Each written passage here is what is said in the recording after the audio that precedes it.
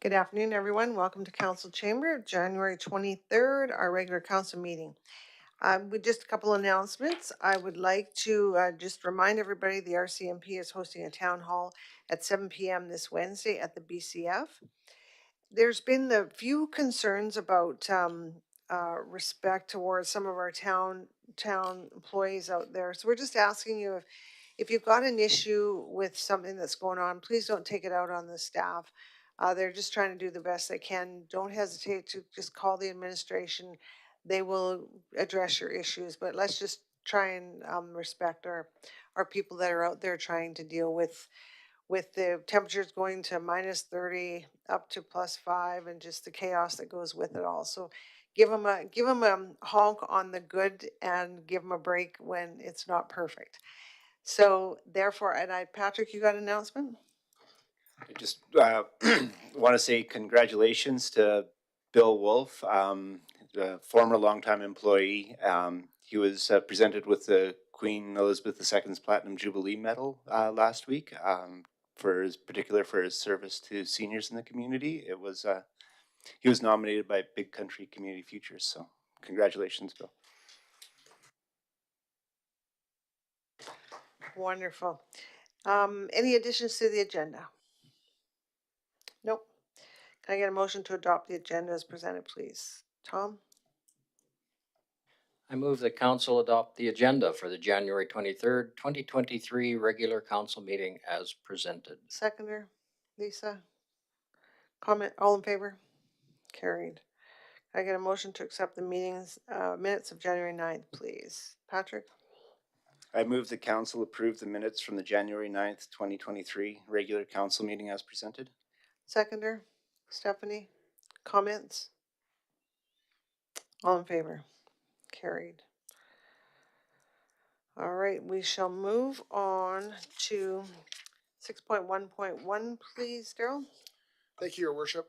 So before you is a request for decision to appoint Margaret Nielsen to the Marigold Library System Board. So as most people know, the town of Drumheller has a library board, but and not many people know about Marigold. So Marigold is a provincial, is a large chunk of the province is under the Marigold system. They provide funding to the libraries in the area, as well as provide items like book sharing, have an app that you can use to be able to loan books or read books online. And one of the requirements of our Drumheller Library Board is that there is a member of the Marigold system appointed to it. The town of Drumheller is responsible to appoint members to the board of not only the library, but also to the Marigold system. So Margaret's time has come to an end. She's timed out on there, but both Marigold and Margaret have requested that she stay on for another term of a 2-year period that ends on February the 1st, 2025. So administration is recommending that Margaret be appointed to the Marigold Library Board for a 2-year period ending February 1st, 2025. Thanks, Daryl. Can I get a motion, please, Stephanie? I move that council approve the appointment of Margaret Nelson to the Marigold Library Board for a term of 2 years ending February 1st, 2025. Seconder, Lisa, comments? Lisa? I just want to say I've had the pleasure of serving with her on that board, and she's not a Marigold, but the library, and she's a highly competent, caring individual who has spent numerous hours into our library, so it's a very fitting extension of her term. Thank you. Stephanie? Just following suit with Lisa there, we are lucky to have her on there with all her knowledge about the Marigold system in our library is pretty amazing. Anybody else? I echo. All in favor? Carried. Okay, Daryl, we'll move on to 6.1.2, please. Okay, and Antonia's going to present. Call Antonia up here to talk about it.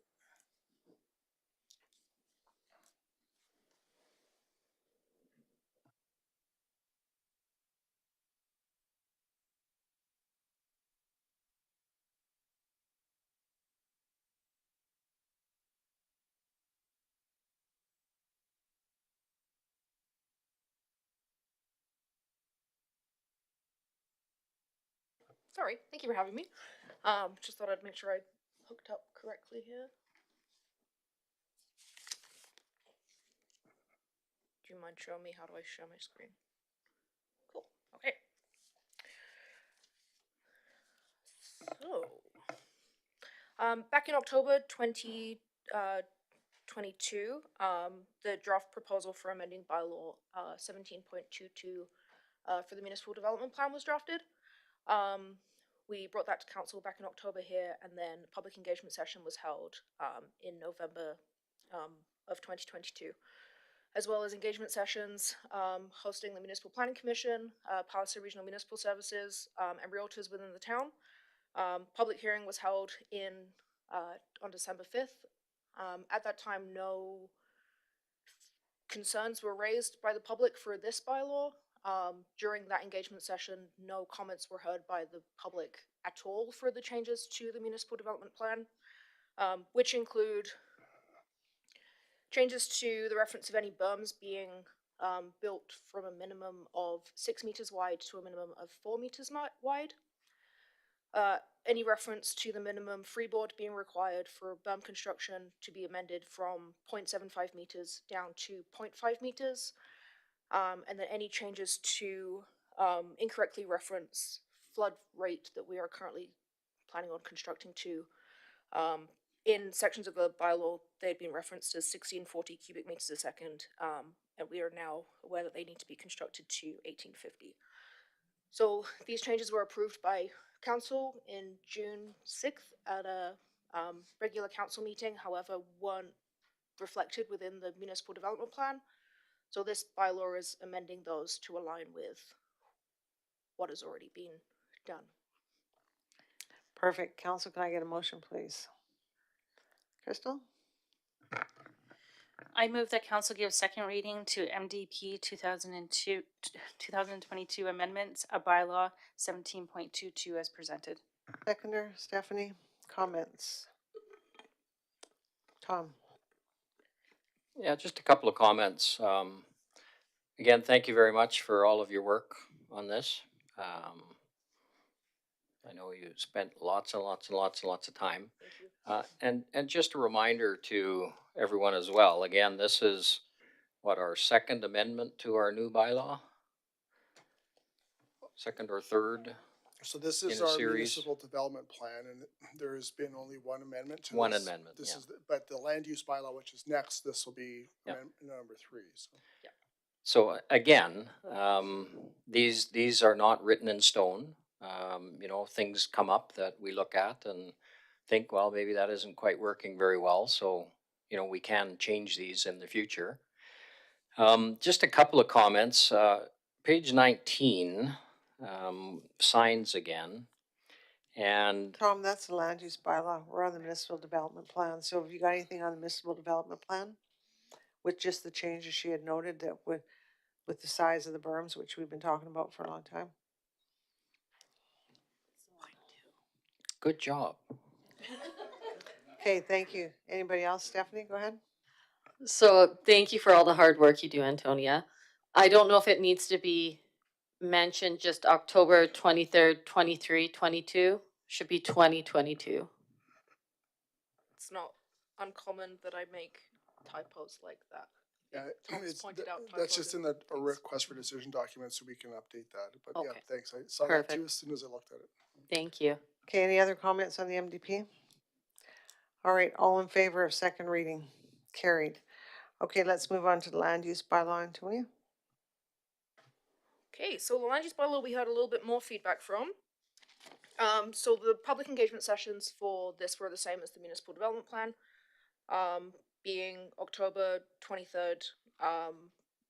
Draft was proposed for first reading at council. Public engagement session held on November 17th, as well as engagement sessions for the the Municipal Planning Commission, Palliser Regional Municipal Services. The flood team was involved, and realtors working within the town were also consulted within the changes there. The public hearing on December 5th got more feedback than the municipal development plan did, as well as lots of feedback that I heard either here at Town Hall, at those engagement sessions or sort of via email or phone calls. So, in discussing with the Flood Advisory Committee, the Community Advisory Committee, sorry, there's been lots of terminology that's being used within the land use bylaw that doesn't align with the province, and is inconsistent with Alberta flood hazard terminology, which we're planning on, or we're proposing to refer to if we're going to be removing the flood hazard maps, which are inconsistent with the berms as they're currently constructed. So with that, currently the land use bylaw is split into, or the flood hazard section is split into conveyance zone and the protected zone.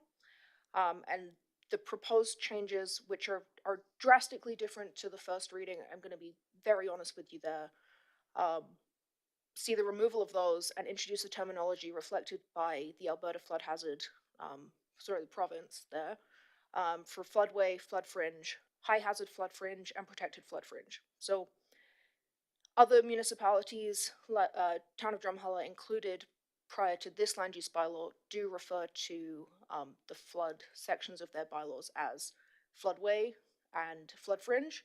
And then the introduction of flood hazard, flood fringe, and protected flood fringe are included in a study that we have access to but hasn't been released to the public just yet, which hopefully by the time, if this gets approved, that will be released to the public there as well.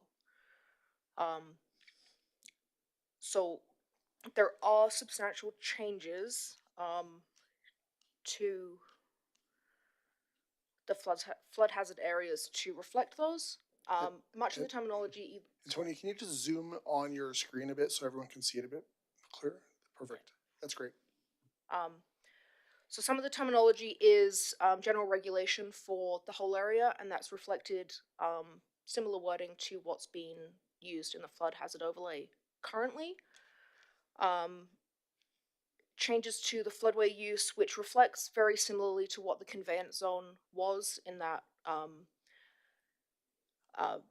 development shall be very limited to certain uses. So agriculture general and recreation non-intensive are the current uses within the conveyance zone. However, we've identified that there are other uses that could be used in those areas: parks, natural areas, public utilities, for example.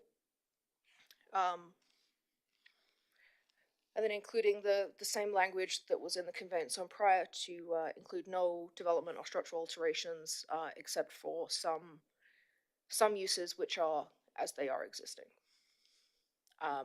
The flood fringe and the high hazard flood fringe areas are areas in which are identified as protected. Sorry, no, not protected. My apologies. As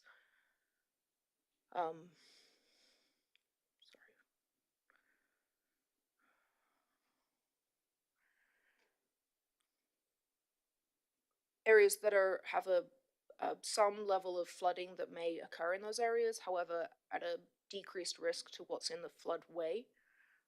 In these areas, there may be some limitations to the development in those areas. However, some may be permitted depending on what's being proposed if it's raised out of that flood fringe.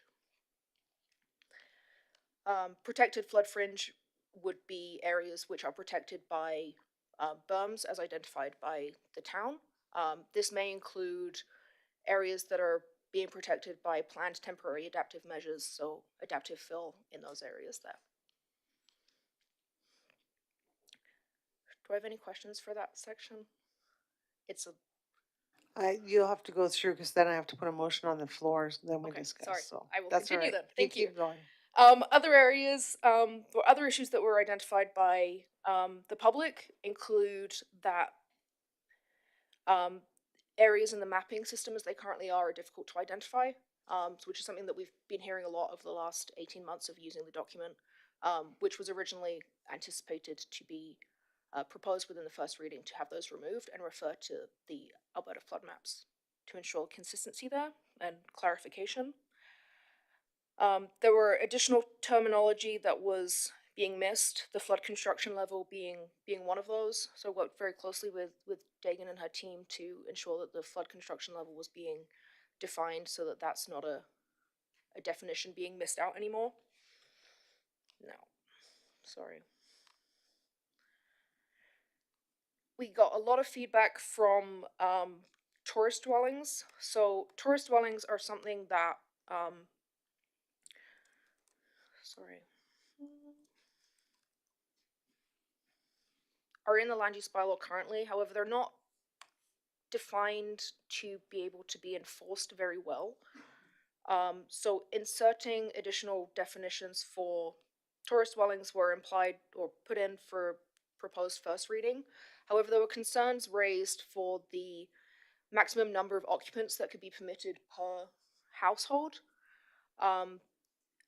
When we discussed this with the Municipal Planning Commission, there were concerns raised with limiting rooms to just adults, as that restricts families with small children. So what was originally placed in was the no maximum, just spacing depending on multiple occupants, however including then additional definitions for maximum occupants per room. Now I should note that this is for the land use bylaw. We are also currently working on short-term rental separate bylaw. So this is a more of a, I don't want to say a short-term fix for that, but there's more to come on tourist dwellings, short-term rentals, hopefully soon. We had a lot of concerns regarding murals. So murals were added in as identified within the downtown area revitalization plan. One concern that we did hear at the public hearing was that there is potential for this to limit places of worship and the religious figures or icons that they can place on their buildings. So changes were made for the second reading for additional definitions of murals to not include religious symbols affixed specifically to those places of worship. If they were being used as art downtown, it would still be at the discretion of the Municipal Planning Commission to include those if they were to be proposed. In addition to that, there were concerns that not permitting small-scale advertising within murals could hinder small local businesses. So there are murals downtown as they currently stand that do reference local businesses. They use art from local businesses, and how it was written for first reading to completely eliminate the addition of small art or the possibility of being able to use symbols from businesses as a sponsorship or a small logo to be incorporated, was identified as potentially being a detriment to those small businesses which are sponsoring those murals to be placed downtown. We received a letter in response to changes to the employment district in concerns that a mobile asphalt plant may be permitted within the Rosedale industrial area. I want to stress to that person that stated that there were no changes to the use of industrial heavy, which is what a mobile asphalt plant has been classified as. And there have been minimal changes to the regulations of industrial developments within the employment district, so that shouldn't affect that. There was concerns at the public hearing also raised, and have been raised to me since, for the proposed increased restrictions for portable signs.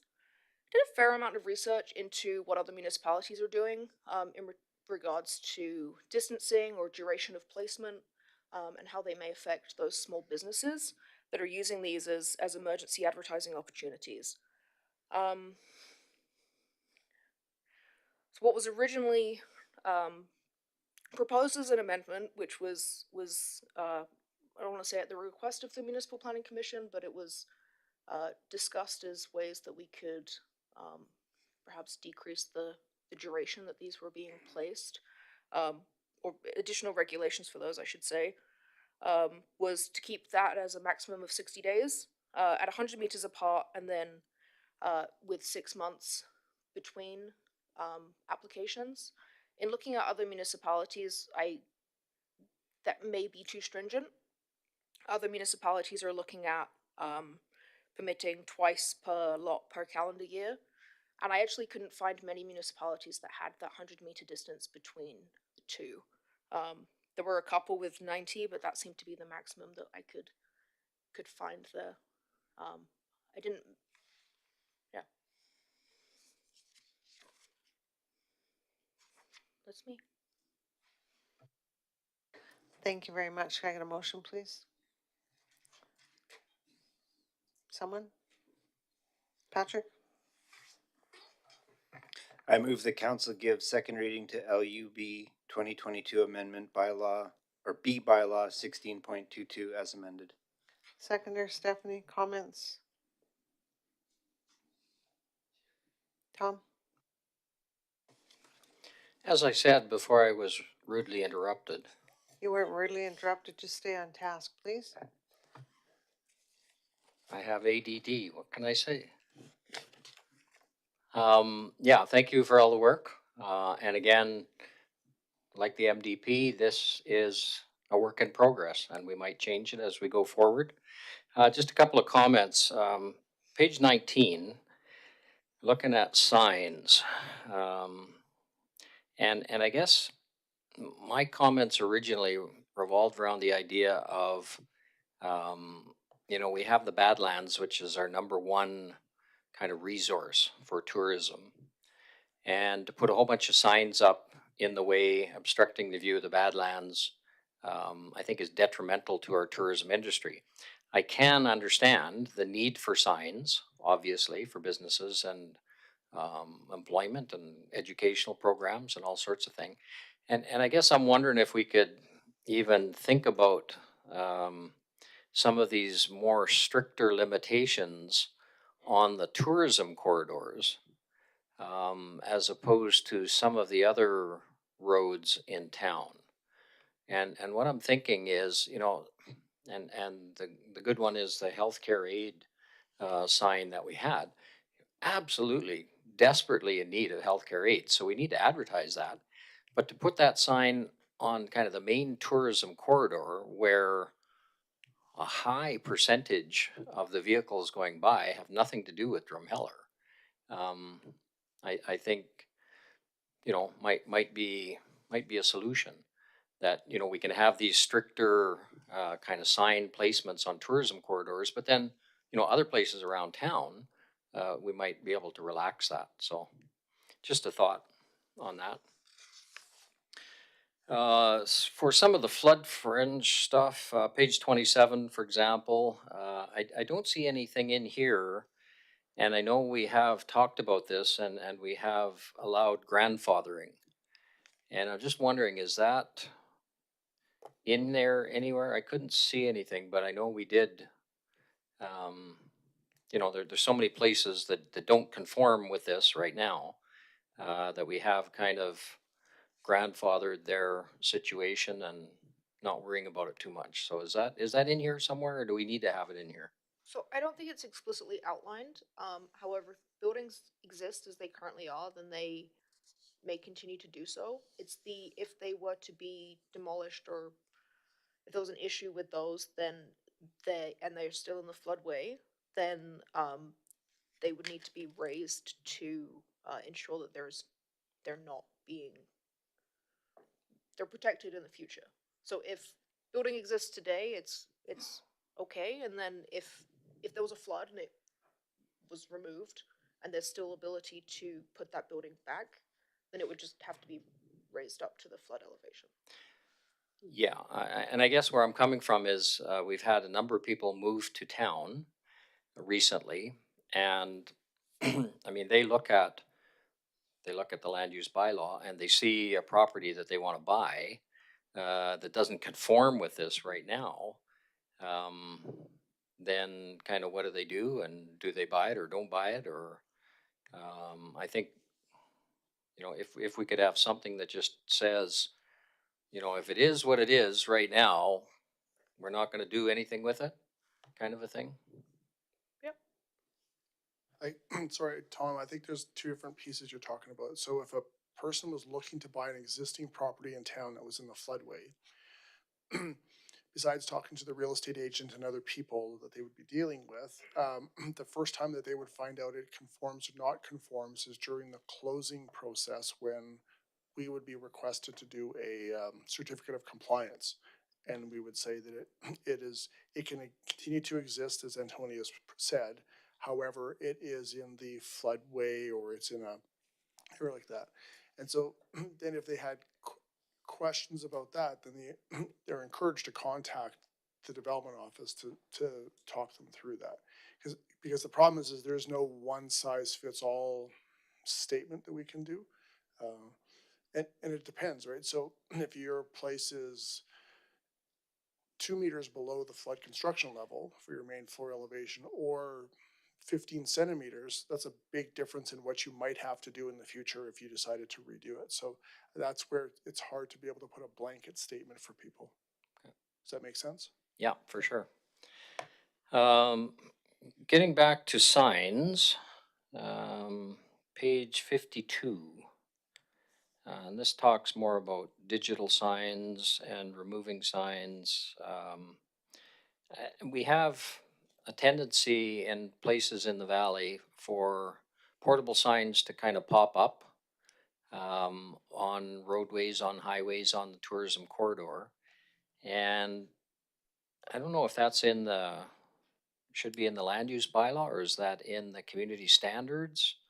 And I'm just thinking of you come out of the entrance of the Royal Tyrrell Museum, and there's a whole bunch of little portable signs that have popped up along the highway there directing this way and that. And I don't think those have permits. I don't think those are they in this, or is that in the community standards, or where might that be? On provincial highway, Mr. Zariski. So provincial province has to deal with that? 838, we've been through this, yes, with the province, yes. Yeah, okay. My last question, just dealing with the short-term dwelling bylaw. Wonderful to see that's in the works. For some of the tourist dwellings, for example, I've always wondered why, for example, they didn't need a business license, which would allow, you know, all the inspections and everything that we need. So I imagine that's going to be in the new short-term dwelling bylaw, and then that will reflect on this, or will change this, or will modify this. Yes, that's right. So that's Yeah. currently under the process of being written. It's being reviewed right now, to ensure that enforcement can be done on what's currently being written. Um, yeah, but it will sort of overwrite this here. Thank you. Anybody else, Lisa? Yeah, I want to go back to that 100 meters between signs. I know you said you felt it was restrictive. I would agree. I think that the current, I think it's on there, 30 meters is probably still adequate. Like, how many complaints a year do we have about signage? I know, like Tom, you just asked about the 3 or 4 signs that are at the bottom of the Royal Trail Museum entrance. And Greg, you said that was provincial. Well, if you're worried about most of the scenery in the town of Drumheller, it's almost all on provincial highways. So how do we take If care of the- that? Yes, if the person placing the sign hasn't received provincial permission or a permit, the province will just come out and collect the signs. That's been my experience. Okay, so then this leads me to believe that most of this will be affecting our businesses in the town of Drumheller, and I want to see them flourish. So I think 100 meters is too much. So 30, 40, 50 meters maybe. Like, you get a strip mall and only one business is allowed to advertise for twice a year. So just a thought. And I think one of the things is, Lisa, is that, so the signs that have been mentioned a couple times at the bottom by the Tyrrell, like those are sandwich boards type signs, or just small ones, right? So that's not what these are intended to do. These are, these are the mobile signs, that ones are on 2 wheels usually, or the one that has been mentioned about the recruiting for healthcare aides. So it's the bigger sign that that requires a permit. Some of these little ones don't necessarily require a permit, and some of the people don't take permits out because, again, as Greg's pointed out, If you want to put a sign underneath the large directional sign at the Tyrrell, you actually need provincial highways approval to do it. And I can tell you that almost 0% of the time that happens, so, according to the province. And that's fair, but what I'm just trying to say is like all the mobile ones that are used in town, like we have, I think the Drumheller Mail, there's a company out of Stettler. So we're also limiting their ability to do business in our town as well, right? So I'd like us to kind of remove red tape if we can, so our businesses can flourish, is all I'm saying. Crystal? I'm just gonna lead off that. So, a sandwich board and say a big flag, and then the one on wheels, those are all different, need all different permits? Are those different completely? For the same business, say? Yes, that's right. So a board sign can be directly in front of the business as it operates to advertise things like their open hours, Right. specials, that sort of thing. What if it's on a boulevard with its other sign? So we have a section in the land use bylaw that signs can't be on the boulevard. Or, okay, Um, so, it would be on the hillside along the highway in town. Would it require approval through the Yeah. development authority? So it's one business along Highway 10 that's 3 signs are out there. One's a flag, one's a sandwich board, and one's a large sign, like that we're talking about, the signs that probably Stettler Signs does.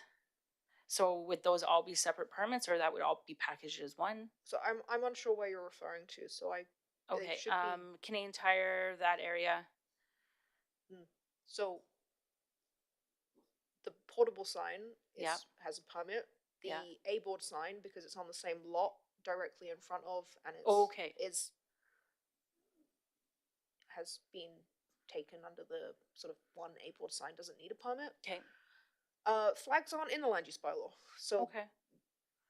Those are those ones that they spring up, yeah. pull them out and they spring up. So Yeah. with direction from council, I can enforce removal of those or enforce not having them up completely fine. Yeah, I but just, I it's didn't not in the see land use those bylaw ones. right now. Yeah, so- okay, okay.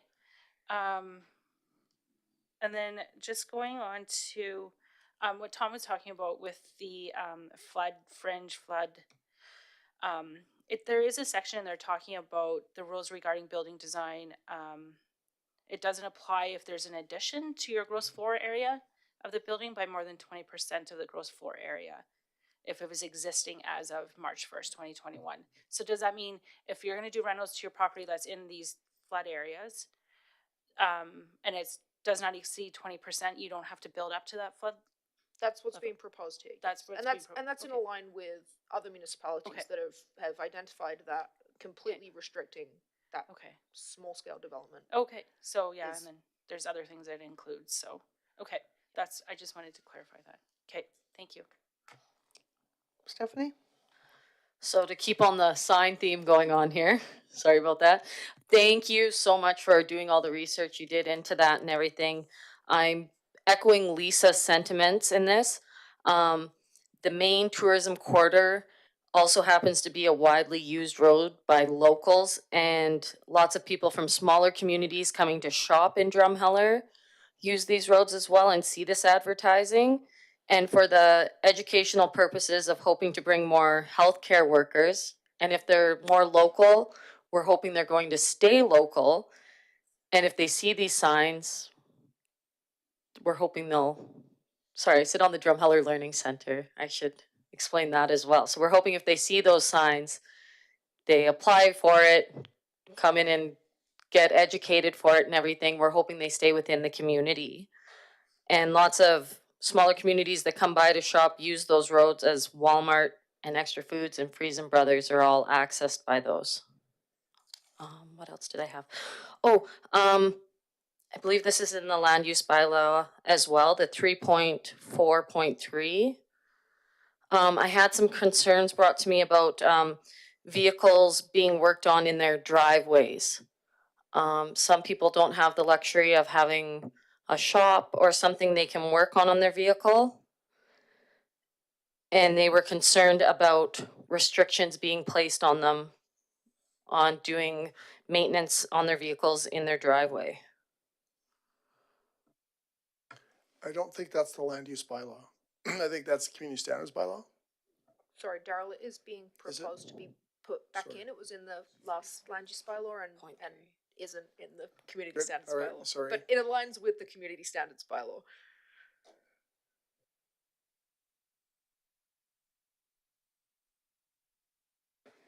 Anything else? I think that's it for now. Thank Okay. you. Patrick? Sorry, just again, back to sign things. In regards to election signs, you may have to correct me, but from what I understand from the period in the federal elections, from the writ is dropped into the election, it's 36 days, and we've got a 30-day thing on that.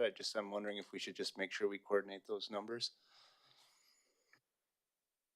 I wasn't aware of that, but if that's the case, then I can change that. It's just worth, double checking them, I guess. Anybody else? Tom? Can I make one more comment on signs? My last comment would simply be, take a drive through Stettler and see what you think. Because the proliferation of signs along their highways, absolutely, to see that in Drumheller would be just a shame. Anybody else? Well, I might as well carry on with the signs. Okay, so I look at your comparisons, so thank you very much for putting that. And I mean, there are 30-day ones. We're talking 60, so I don't think we're being unreasonable there. Many are saying remove within 48 hours of advertised event. We're saying permitted twice a calendar year, so that means it can stay there. So we seem to be referring to Campus Alberta, the nurses. So I just want to be clear, they can put it up. So basically they have registration twice a year, I would assume, correct? Spring and fall sessions. So we're not hindering that, right? So we're not hindering that. We want to encourage that. That's the intent, yes. Okay. And other businesses which have identified that they hire for seasonal workers twice a year, it hopefully shouldn't affect them either. Right, and then if there's an event at the Stampede Egg Society and they want to put a thing up, like, we're not trying to hinder, we're just trying to not have a clutter. That's right. And when I look at the size, yeah, I agree, we're higher than most, but I mean, we're very close, the 90 meters with some other communities. So I don't know if we're being unreasonable there. I think we're, As the land use bylaw is currently written as 30 meters, just in reference to Tom's comment, town of Stettler is 35.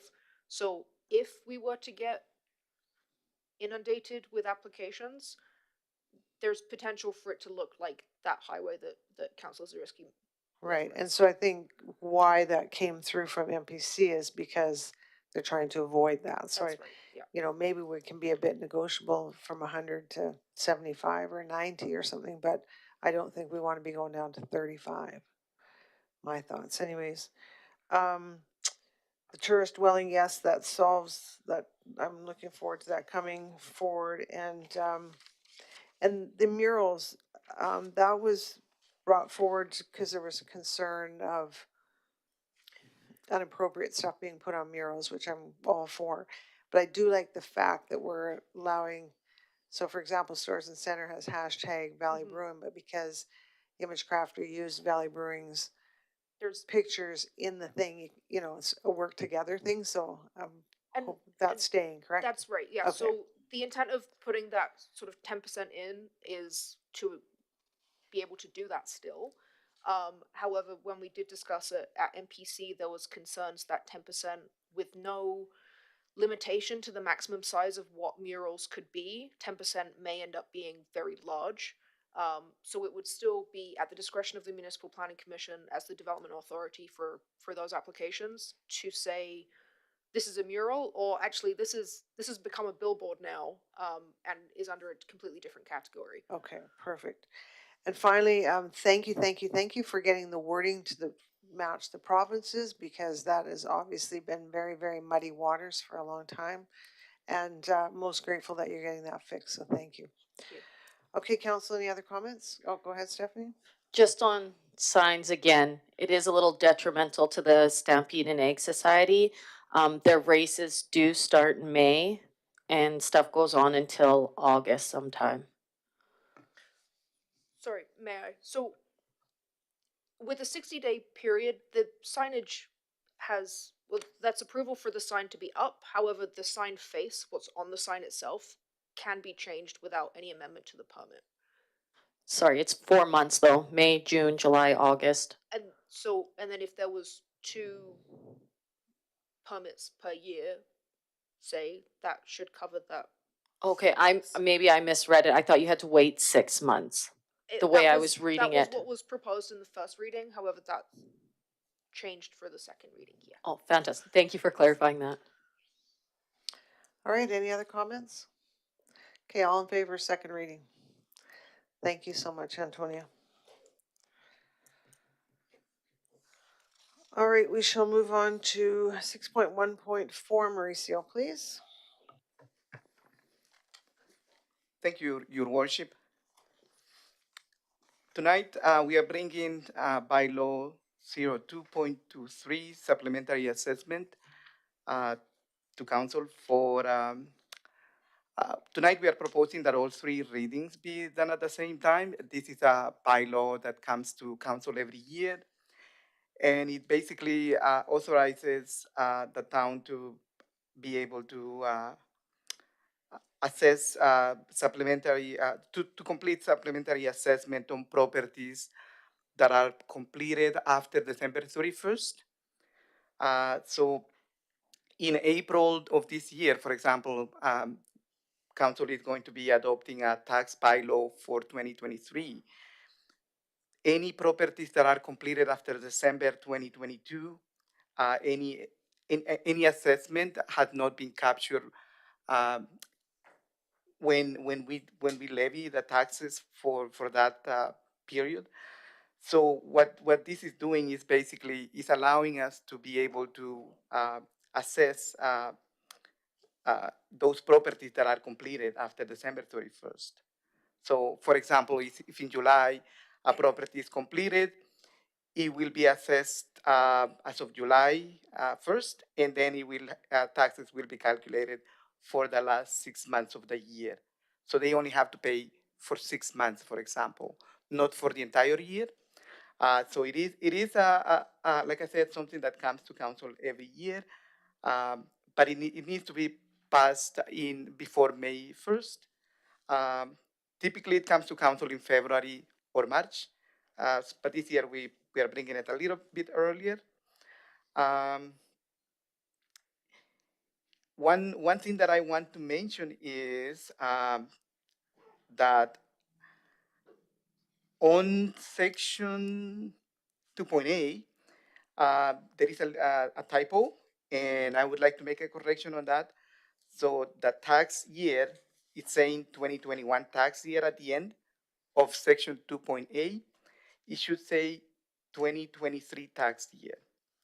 So the correction is from changing 2021 to 2023. And that will change the recommended motions that we have. Instead of saying as presented, we will need to change that as amended, but everything else remains the same. Thank you, Mauricio. Motion, please, council, please. Lisa? I move that council give first reading to bylaw 02.23 supplementary assessment as amended. Seconder Patrick, all in favor? Carried. Can I get a motion for second reading, please? Crystal? I move that council give second reading to bylaw 02.23 supplementary assessment as amended. Seconder, please. Stephanie, comments?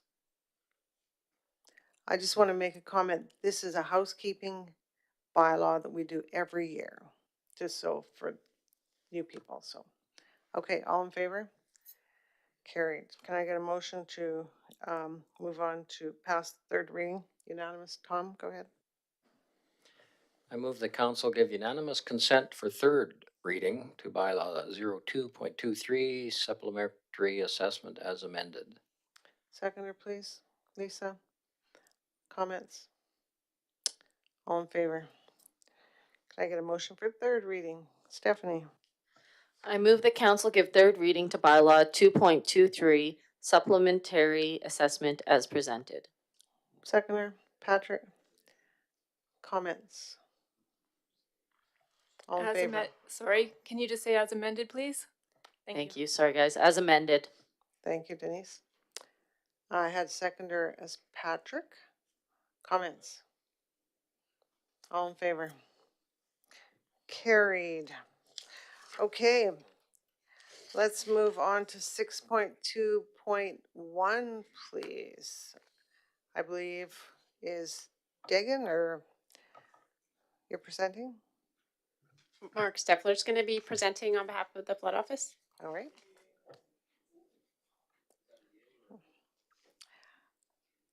Great to see you, Mark. Welcome back. It's good to be back. So, your worship, members of council. So I'm here to present on the land acquisition policy. Back last February, we had brought in a policy to guide as a framework the acquisition of properties as part of the flood program. So since that time, we've been using the program, and we've had a few small amendments and revisions we wanted to bring forward just to clarify what the intent of the policy was in some areas. So a lot of it is cleanup. The clause 8.8, which was the definition, we brought in the term flood definition to tie it in with the land use bylaw, just to tie those two documents together. We defined the term grant just to the provincial grants. Under clause 16, we had before in there for the purpose of municipal purposes. That was pretty broad, and we wanted to define it just for the flood works as the purpose of this policy. We did some reorganization of the policy as well, and we've created a section called the partial purchase of lands. We had that in there before, but one of the things we had in there is when we were acquiring the land, we were doing it at assessed value only, for the land only. So we've changed that now to include for the appraised value as well. So it's the higher of the assessed or the appraised value. The other item we clarified in clause 22 is if we purchase a property and we want to subdivide off that property to, it's a large property, we buy a whole property, but only a portion of that property is to be used for flood works. We can subdivide off the flood works from the parent property, but only that portion that contains the flood works is eligible under the grant at the proportional value of what we purchased the property for. So we clarified that term in there. Under clause 19.3, we've added it into there is before, in a theoretically perfect world, the owner had an appraisal done, in an ideal world, we figured they should be able to come together to come to an agreement. However, in the real world, that wasn't happening because each appraiser was in the best interest of their client. One wasn't willing to come down, the other one wasn't willing to go up. So that's where we have the third appraisal that gets done, and it's to average out among the three appraisals what the offered purchase price would be. So we've clarified that it's the average of the three appraisals. We've also added in what the process is going to be for salvaging the buildings and appurtenances on the property. So as you know, as we buy the properties, we go up for public auction on those properties. So someone can buy the house, they can buy a deck, they can buy a roof, they can buy a shed, they can buy whatever they want. And it's by public bid process. And we take the highest bid of those bidders that bid on it. But the money we receive from that goes back into the fund to help buy more properties and for future reclamation of the sites. So we've clarified that in there as well as for that. And we have run this by Alberta Environment, and they're on side with it. So purpose of tonight's motion is just to get council to endorse the policy as it's being presented. And it's worked well to date, we've purchased, I think it's about 21 properties we've purchased altogether. And we have about another 15 to 18 properties throughout the course we need to buy. Plus, I added it up the other day, I think it's about 35 partials that we need to do. So we've got a lot more work to do, but I think we've got a good policy in place to guide that going forward. So that's my presentation, please. Thank you, Mark. Can I get a motion, please? Tom? I move that council adopt Drumheller Resiliency and Flood Mitigation Land Acquisition Policy DRFMC/01 as presented. Seconder? Lisa, comments? Patrick? Just without getting into specifics, when we look at clause 22, with processes that are already started with residents who are in that process of a partial buyout, will this affect that negotiation at all? Or? Through the chair, yeah, we're following this practice now. So if they're in the process, this policy applies to that. Thank you. Anybody else? Crystal? So I just want to clarify, anywhere where there's a new addition, it's all in red, even including the title. So specifically like salvage, that's all new clauses. 24 to 27. I redlined the portions that were in the original RFD that was sent, and so you may have to reference the RFD. It does a great description of what changes have been done. Okay. In that. But through the chair, the answer to that is yes, those are the new sections or the reworded sections. Right, okay. And no, that my other question got answered. Thank you. Anybody else? Tom? Yeah, in section 19, just curious about appraisals. I mean, we've heard that some appraisals are significantly varied. And I guess I'm just wondering why. I mean, if you're appraising a property, I mean, you have a formula for what a double garage is worth, what a finished basement is worth, right? So I'm just wondering why, in your opinion, would we get such diversity in some of these appraisals? Because we've had some significant diversity, have we not? There's been some diversity in them. I would say it's a very subjective matter. With all the ones I've done, I haven't seen a logbook to say, okay, having a shed on your property is worth X dollars or Y dollars. So it's very, very subjective. And I think it's also who's doing the appraisals. If the property owner hires an appraiser, the appraiser is obviously going to be looking out for the best interest of their client at that time. So it is going to be, it could be a bit escalated from what ours is. So that's part of the reason why we brought in, if we are not coming into an agreement, why we brought in to bring the third independent appraisal in. So it buffers that high and it buffers the low and all that. And the one we did, it was kind of funny, the one we did bring it in on, it landed smack dab in the middle of the two. So that was our offered price, and that was the price that was accepted when we purchased the property. Lisa? Just got a quick question on salvage. So I've been asked by a lot of people as to, there's nice windows in that house. How do I get a hold of them? Or can I get that siding? So where would one go to ask or to find those answers to those questions? Through the chair. So when we go through each purchase agreement, it varies to what people want. We will not sell anything that is integral to the future selling of that house, either structurally, safety, or cosmetics to the house. So if somebody wants to salvage those things afterwards, the best place to go through is the public auction process, which is advertised on the Drum website. It's going to be advertised in the Drumheller Mail. It's going to be advertised on APC. So there is another one coming up for 6 properties that's going to be going out here probably middle of February or so. And I'm giving 6 weeks this time for people to, because it takes some time to figure out, okay, if I'm going to buy this house, what are the logistics for me moving that house? What's the cost for me moving that house? So that they have a fair opportunity to put a reasonable price in. But to go back to the original question, if it affects the integrity or the future saleability of that house, we will not allow that at that time. Gotcha. So is there a way for somebody just to get in contact with the contractor, say who's got the rights to tear down the building? To We access would it? have to consider that at the time. The best thing to do is if somebody wanted it, is to get a hold of us directly. We'll then put them in contact with the contractor. Perfect. So that would be the best way to go. Okay, thanks, Mark. Anybody else?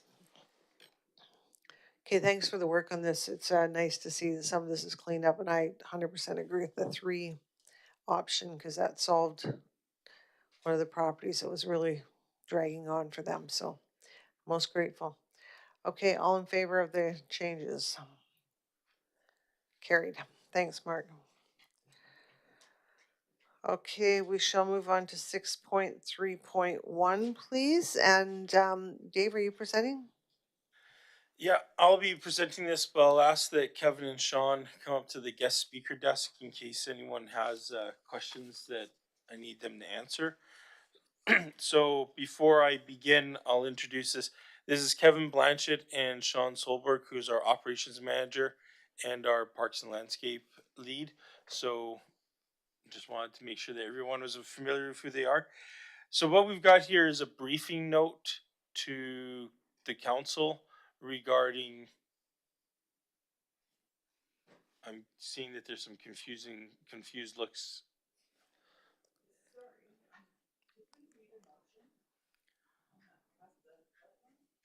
Yep. Yep. No, we did the motion and we all voted on the last one. Okay, no worries. Yeah, no, so, no, go ahead, Dave. So just, so clarify this, Dave, on this, and Sean and Kevin are just giving us a briefing. They're not going down into the weeds per se. They're just giving us a high level here. Okay, carry on. So we had circulated to council some thoughts on what we want to do at various planting beds and park spaces in the downtown, focusing on the downtown core. We received some notes back from council, from councilors on that. So this is just a summary, a briefing note summary of what our intentions and next steps are. So I'll just go through this real quick, and then if you have any questions. So staffing, we have the so in the operations group of infrastructure services, we have the parks work team, which has been expanded to from Sean and various summer students to being Sean, 1 equipment operator, and 1 gardener / arborist as permanent full-time staff. The equipment operator has been filled. The gardener position, we are finalizing the job description, and we'll be posting that as soon as that is ready to go. The operations work plan for the year is that the equipment operator will be leading the grass cutting program and mentoring the summer students that are assigned to that. The gardener will be taking responsibility for the planting beds at the north-south entrance downtown Rotary Park, and will be working with at least 1 summer student as an assistant. And then Sean, as parks lead, will be overseeing all of those, plus overseeing contracted work for weed control spraying, tree pruning, and carrying out repairs to irrigation systems, either himself or overseeing contractors for that. And Kevin will be overseeing Kevin and all the Sean and all those staff on that. Our work prioritization will be to have all the planting beds and park spaces ready to go for the May long weekend, and that the individual priority of the ongoing stuff will be Rotary Park, the arena and curling rink, the north and south entrances, BCF, and then Town Hall. Weed control and reduction, all the planting beds will be reorganized to minimize weed growth and volunteer plant growth. Currently, 1 staff member on our organization is certified for the weed spray, the herbicide spraying, which is Sean. Now that we have additional permanent staff assigned to this group, we'll be expanding that certification. However, there is a bit of it is a government certification, so there's a bit of a process to get said certification. So in the meantime, we'll be using contractors to make sure that we are getting all the pork chops and sidewalks and various other areas sprayed on an ongoing basis, which is what the next point says there. The tree maintenance budget has been increased both in 2022 and in 23 from the previous historical values. Given our backlog of tree pruning and maintenance, we are still probably a little bit short on that, but we are starting to actually make a dent on the catch up, just not as fast as we would all like to see. As such, our priorities are safety hazards, so limbs or trees that are in danger of collapse and falling and hurting people, or trees that are blocking sight lines for intersections. The second would be diseased trees so that we can get the diseased trees out and stop the spread. And then Riverside Park and Centennial Park are the next priorities in that list. We would love to say that we'll get all these trees that are diseased, dead, or otherwise not looking very good dealt with this year. That simply is not going to happen with the budgets that we currently have. So we have to put a prioritization to this, and safety will be the first priority in that. So that's where that comes from. That work will be contracted out and will be overseen by Kevin and Sean on an ongoing basis to make sure that those things are being done, that the work is being executed properly, and that the stuff that we've instructed to be done are done. Next area is the redevelopment of the downtown planting beds and green spaces. So general principle, we want to reduce the amount of clutter that's in the planting beds to make it so that it's easier to maintain. And generally we find that they look better when they're less cluttered, less crowded. It also will increase the health of the various plants because they're not being competing with each other as much. It'll also help with our ease of maintenance and watering and discourage the weed growth. And it'll be easier to identify the weeds that are sprouting early so that we can get them addressed. The surfaces, the shapes, and the ground cover are all being selected for ease of maintenance both during the summer and during the winter. If we have a very loose material at the edge of the planting bed, when our snow clearing equipment goes through the brushes, it picks it up. So we'll be making sure that it's a material that's selected to make ease of maintenance regardless of the activity throughout the year. We are simply going to remove all the unhealthy and dead plants. We're not going to make an attempt to try and recover stuff. We find that that is more labor intensive than simply swapping out and replacing it with something that's healthy and gets good opportunities to grow in a healthy manner. Rotary Park, we're going to remove the shrub bed near the Aquaplex water slide. We're also going to install fencing or some other aspects to mask the gas pipes and the mechanical equipment right at the front entrance there to make it a much more welcoming area. We're going to attempt to reuse the flower statues in that area to tie it in and make use of that stuff. The existing fencing along First Avenue, there is a chain link fence in there and there's a hedge. Our intention is to pull both the hedge and the fencing out, widen the sidewalk so that we can actually fit our winter snow clearing equipment along there. Yes, Councilor Lisa? I drove by there yesterday and noticed that the fence is actually knocked over and you've got pipes sticking out everywhere. So there was a making vehicle sure you're aware incident of that. there that damaged the fence. We're in the process of addressing that.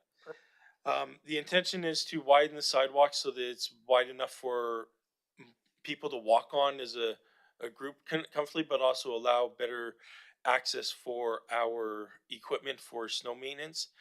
We intend to put in a small concrete curb with a wrought iron fence there instead, so that and match the fencing with other fences that are in the surrounding area in order to keep weed growth down and to make it easier to maintain. The fence will also be extended all the way around so that it goes up the highway portion as well to where the first of the interior pathways come off of it, just for completion and as a physical barrier between the public, especially children in the park, and the two roadway systems.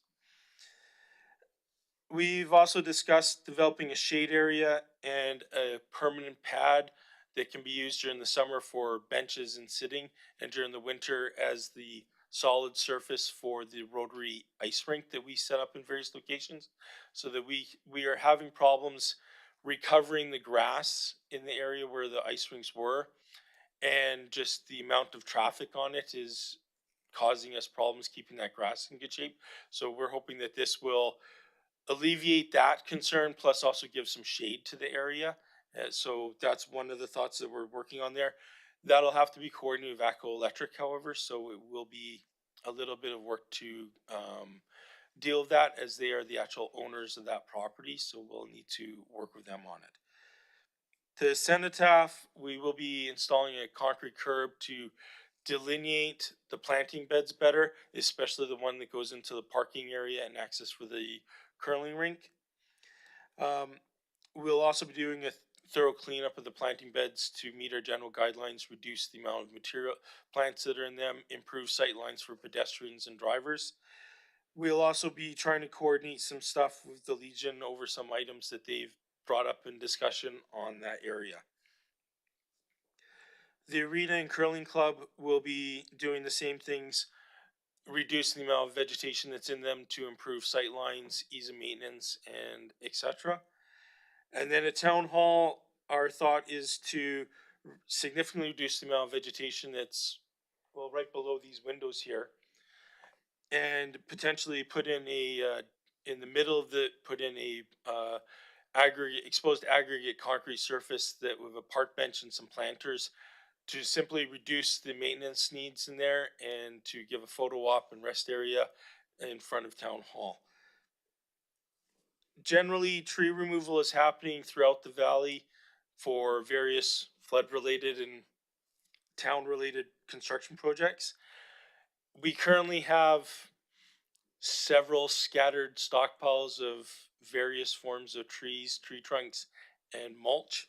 We will be coordinating that with the the Drumheller District Solid Waste Management Association. I always can never remember that full acronym, sorry. And the flood office to kind of set some guidelines there on what size trees and types will be kept for carving activities, what size trees in that will be kept and corded for wood burning for various festive lights and other activities, and what will be done with the rest, which we're currently thinking will be simply mulching it, and then locating it somewhere where the public can potentially grab the mulch. I know the the DDSW MA needs some for their purposes, but the rest we would like to keep some for town use and then have the rest available for the public to make use of.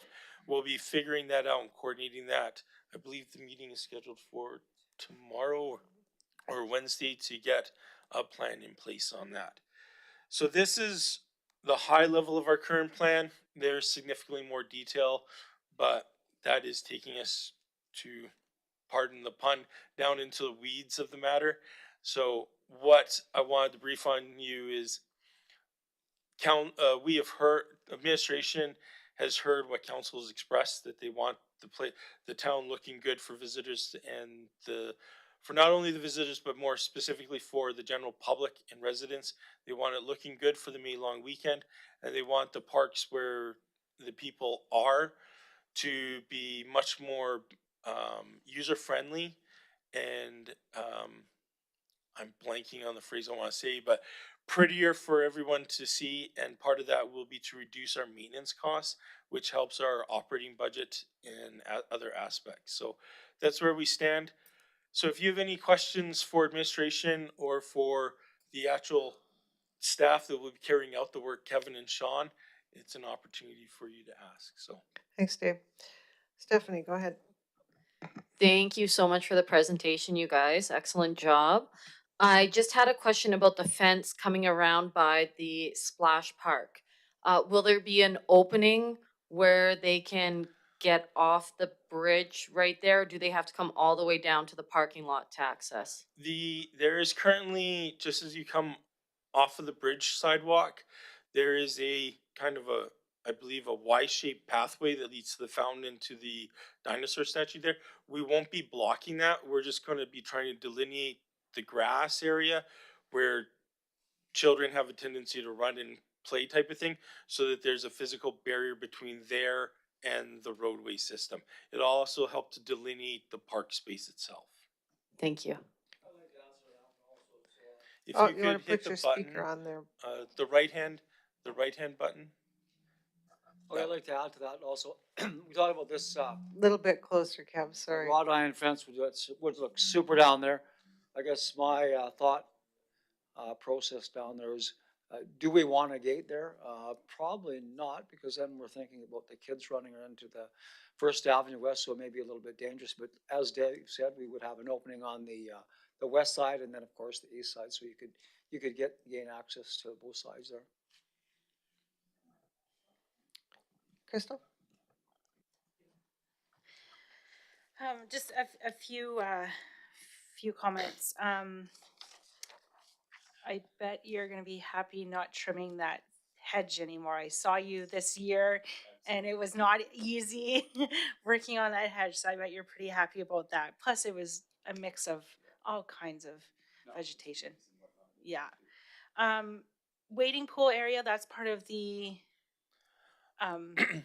So by wading pool area, are you saying the old kiddie pool? yeah, that's filled in with dirt. That's Okay. part of the other cap. That's part of we have been into some discussions about that. Okay. Our original thought was to remove the fence between that and the outdoor pool deck and allow it as Okay. an extended sitting area So for it. that's, However, there's been a suggestion that we should actually keep the fence between that area and the pool and remove the fence surrounding it, so it can be used as a sitting area for both the outdoor pool and for the skate park. So we are adjusting our plans in that area to account for that. I just want the public to be aware that there's still a plan for that, that even though it's not on this list, it's, Yeah, it's part of part a of the- separate set of work. yeah, okay. And, oh, what was my, I know this isn't really part of it, but I know there's been lots of complaints about snow removal on highways, even though they're not town property. It's supposed to be highways taking care of the sidewalks. The sidewalk, Right. depending on the section of the highway Yeah. that's in question, but the one that people have been raising most complaints about is the section that's our Second Street, but is defined as Highway 56 from Gordon Taylor Bridge to basically the South Dinosaur Trail Right. intersection there at the lights. Yeah. Those sidewalks are part of the town's snow removal plan, and we have been carrying that out. But we do the work, and then trucks drive by, splash slush up onto it. It's a continuous, ongoing fight. There probably will never be a perfect solution to make this work the way that everyone would want to see, where it gets cleared once and then it looks great for the rest until it next snows and we have to clear it again, because the slush and because the highway does their clear, they're supposed to plow to the middle and then remove it. That doesn't always happen, and when we spot that it's been done wrong, we do speak to Alberta Transportation so that they can approach their contractor about the issue. But even if it's done perfectly by both us and Alberta Transportation, as soon as a melt occurs or slush starts forming on there, the larger vehicles splash onto the highway. Once we know about it, it gets flagged through C-Click Fix and we will deal with it, but it's never going to be a perfect solution. No, and so just a reminder for people, just use the C-Click Fix. It would be the easiest way. Just one more comment. I've always said that when a municipality cares about the way its town looks, then its residents are going to care about their own properties too. So really looking forward to this new plan coming forward.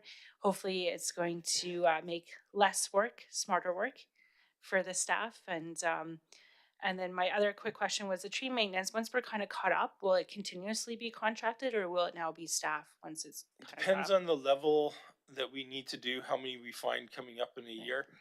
You're basically talking about a period that's probably, given our current backlog, 3 to 4 years in the future. So I would hate to answer a question now on something that is that far away. Nope, that's fair. Thank you. Lisa?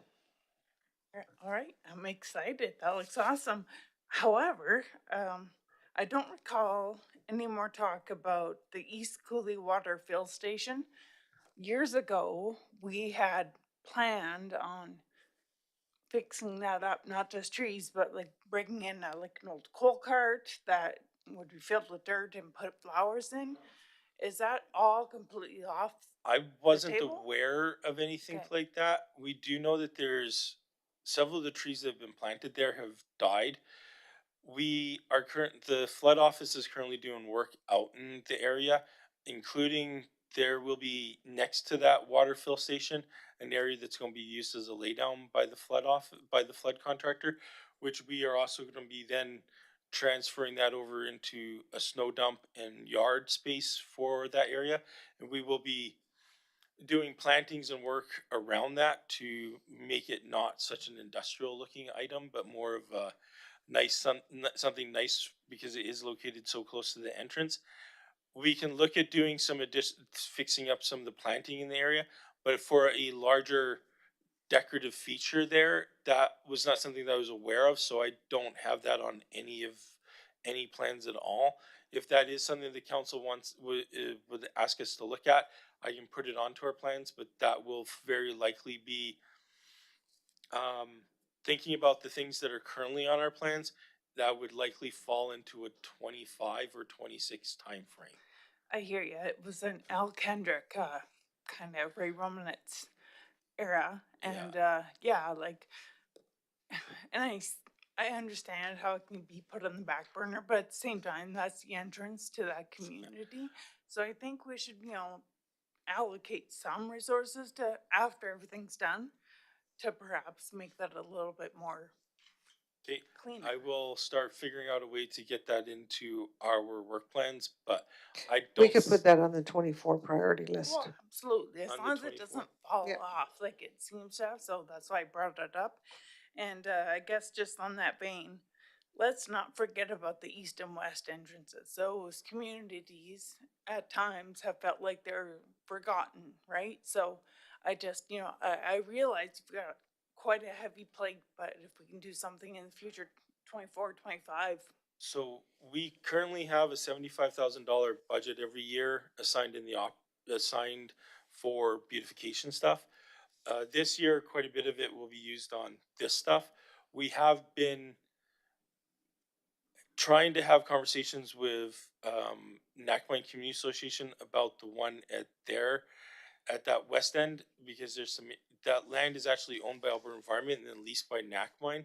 So there's a bit of a process and we have to include Nakmine in that conversation. We've been attempting to have those conversations, and I think we're currently scheduled to go to their next community association meeting to start that. So the Nakmine entrance, that west entrance, is on the radar, and that's what I'm currently thinking the funding for beautification in 24 would be going to. I can flip that to the east entrance, but we've kind of gotten a start already on some stuff at the Nakmine one. But if you would like us to work on both, that's council's directive, and we would let you know how much we need to do on both. And We'll just put them on the 24 and let's review where we're at. And Kevin, you got something down on this? Yeah. I just want to talk on Lisa's comments there. I was there working when Al was putting had us put the trees into East Cooley Bulk Station. We did put some trees there. That can be and will be a real nice place eventually.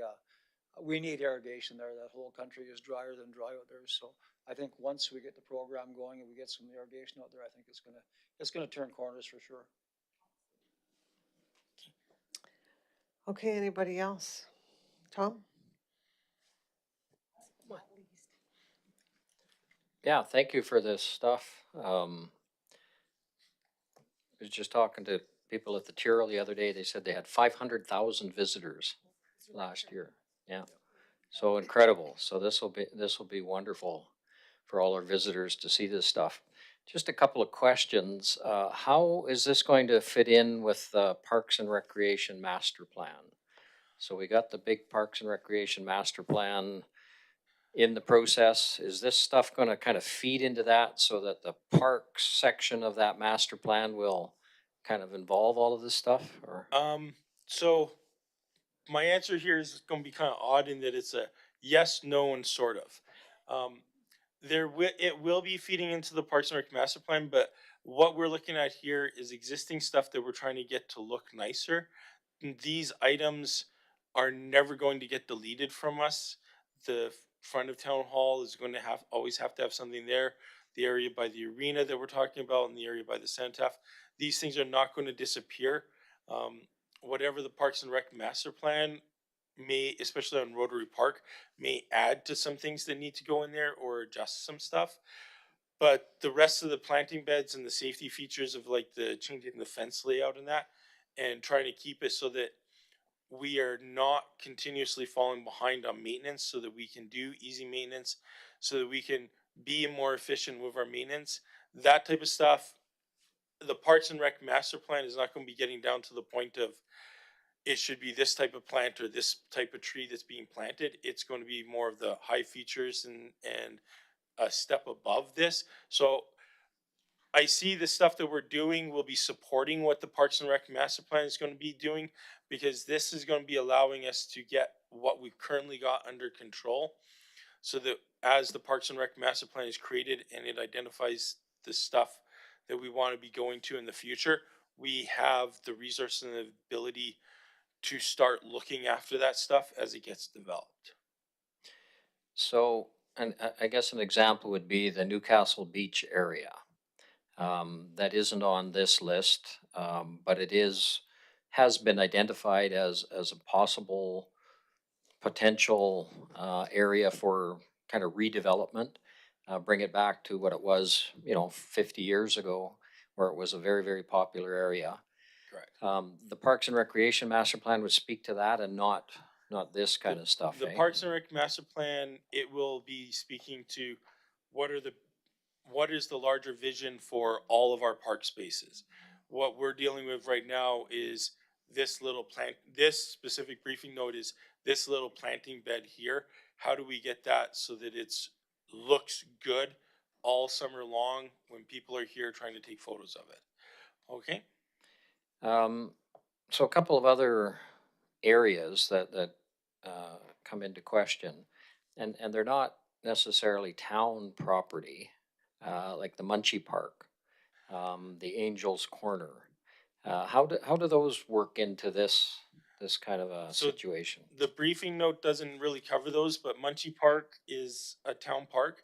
It's currently being looked after. It was being looked after the last few years by a volunteer. Previously, it was the inmate program. Now that we have the inmate program back again, it'll be a combination of the inmate program and the volunteer working on that. We don't have any big plans on removing or changing the planting there, because when we have the staff through the inmate and through the volunteer, it does look very good. So we weren't having it at this moment. We were going to continue with a status quo on that. Angel Park does have some issues, especially in some regards to the parking, to the old road that is now a cul-de-sac to the south of it. And myself and Kevin and Sean are having some discussions on what we want to do there. At this point, I need to have some conversation with AT on some stuff about the sidewalk there. So at the moment, I don't have anything to pass on to council to update on that, because I'm still trying to figure out a plan for that one. And can I just intercept? So just to help you, is that Angel's Corner is looked after by Girlings. These guys haul the water in for them. They do the water and they do everything. So it's a volunteer on that one. Yeah. So we'll be making sure that the volunteers are involved in those discussions, but at the moment, none of those discussions have happened and there's no sort of plan, so I can't give you an update on it. And you mentioned the inmate program. So how does that fit into this? You kind of mentioned that they're going to be working on Munchie Park. So Are you going to have kind of a list of the areas that they're going to be working So and what they're going to be doing? the inmate program is responsible for upkeep of the trail network and Munchie Park at this moment in time. Anybody else? Okay, so since we're saying inmate program, so are they scheduled to look after that section in the middle of town to get that ready, cleaned up for the spring? Oh, perfect. Okay, thanks. They're there now. And The cenotaph, I just update, they're still working on trying to get the goal is to try and put some machinery or something really cool there in the cenotaph area in the park, so these guys can kind of build around it. So just to update there. I love the less is more. Sometimes these, I'm so happy because the beds get so full and can't decipher weeds through plants. So great plan put together, you guys. Thank you for all the work. And we look forward to it, and we will, yeah, it's exciting. May long weekend. We're ready. Okay, no other comments? All right. Okay. Thank you both for coming, and thank you, Dave. Okay.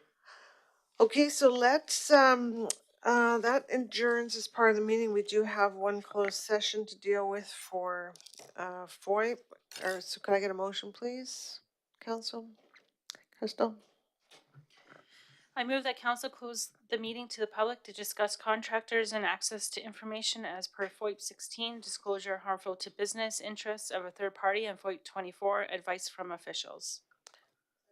Oh, seconder, Lisa? All in favor? Carried. All right, that adjourns this part of our meeting. We'll be done when we come out of here. So thank you to everybody. We will see you February 6th. Have a great week. It sounds like we're in some cold weather. So Kev, I hope you and Sean are all ready for the next bout. All the best. Take care.